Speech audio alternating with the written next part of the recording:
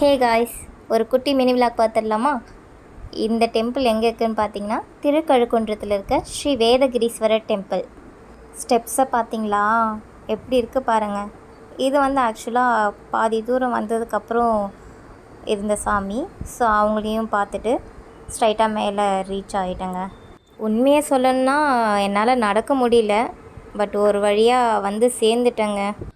அவரை பார்க்க முடியாதுன்னு நினச்சேன், பட் அவரை பார்த்துட்டு சரி ஓகே நம்மளும் வீடியோ எடுக்கலாம் அப்படின்ட்டு எடுக்க ஸ்டார்ட் பண்ணிட்டேங்க.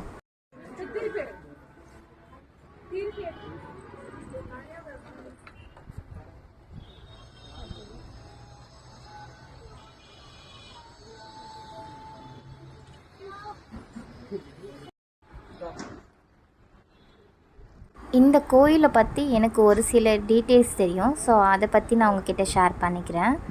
இந்த கோயிலுக்கு இன்னொரு நேம் இருக்குது, கழுகு கோயில்னு சொல்லுவாங்க. ஸோ மகாபலிபுரத்துலேருந்து இந்த டெம்பிள் வர்றதுக்கு ஒரு 15 கிலோமீட்டர் டிஸ்டன்ஸில் இருக்குது. அண்ட் தென் பார்த்திங்கன்னா கீழேருந்து நம்ம மேலே வர்றதுக்கு ஸ்டெப்ஸு மொத்தமாக 565 ஸ்டெப்ஸ் இருக்குது. அதுவுமே நீங்கள் ஒரு மாதிரி தரமட்டமாக இருக்காது, ஒரு மாதிரி செங்குத்தாக தான் இருக்கும். கீழேருந்து நம்ம மேலே வரும்போது ஒரு மாதிரி செங்குத்தாக தான் இருக்கும். ஸோ கொஞ்சம் கஷ்டமாக தான் இருக்கும். டைமிங்கும் பார்த்திங்கன்னா மார்னிங் 6 o'clock ஓப்பன் பண்ணிடுவாங்க. ஸோ 12:30க்கெலாம் க்ளோஸ் பண்ணிடுவாங்க. நான் வந்த டைம் பார்த்திங்கன்னா 12 o'clock தான். ஸோ நான் க்ளோஸ் பண்ணிவிடுவாங்கன்னு தான் நினச்சி நான் கொஞ்சம் ஃபாஸ்ட்டாக ஏறி வந்தேன். பட்டு ஒரு வழியாக தரிசனம் கிடைச்சாச்சு.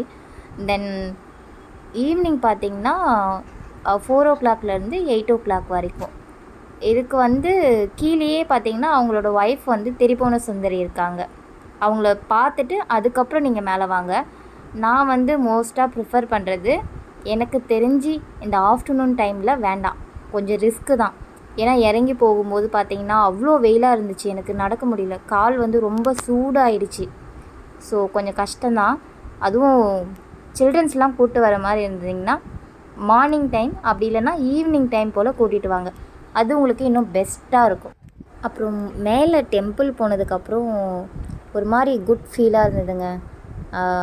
கொஞ்ச நேரம் அங்கேயே உட்காந்துட்டு சாமியை தரிசிச்சுட்டு அதுக்கப்புறம் சரி ஓகே கிளம்பலாம் அப்படின்ட்டு நானும் கிளம்பிட்டேங்க. ஸோ இந்த சரௌண்டிங்கில் இருந்தாலும் சரி, சென்னையில் இருந்தாலும் சரி, கண்டிப்பாக ஒன் டைம் ஆச்சு இந்த கோயிலை விசிட் பண்ணி பாருங்கள், நல்லாயிருக்கும். நெக்ஸ்ட் வீடியோவில் பார்ப்போம். பாய்.